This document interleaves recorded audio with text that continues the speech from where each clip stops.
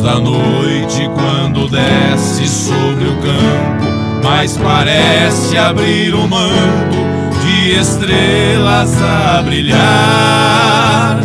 O firmamento de azul todo enfeitado é um vestido salpicado de brilhantes ao luar.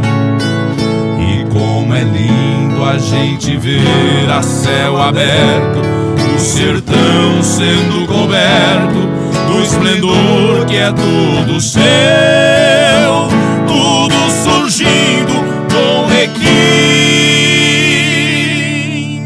de beleza, a mostrar que a natureza só podia vir de Deus. Aqui embaixo todo o campo orvalhado traz um céu do outro lado em perfeita imitação. Os pirilampos com ciúmes das estrelas vão tentando convencê-las que são estrelas do chão. As lindas flores, qual noturnas namoradas, vão se abrindo perfumadas, transbordantes de amor. Mas logo adiante, quando o sol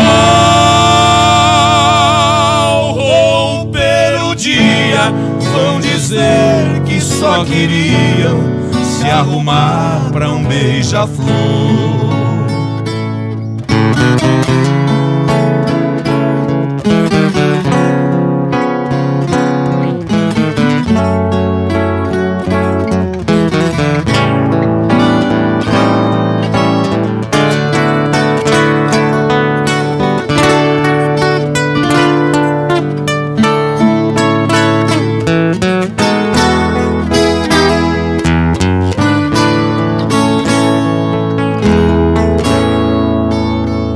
Raiando o dia é o sol quem prevalece, desde a hora que amanhece até o novo entardecer.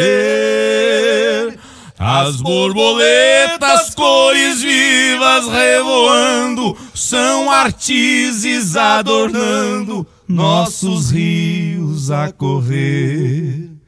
Tudo se passa nesse mundo deslumbrante do tesouro verdejante que tem nome de sertão, onde o caboclo a cada estrela que aparece canta versos de uma prece que lhe sai do coração. Sertão, sertão, berço que me viu nascer. Sertão, sertão,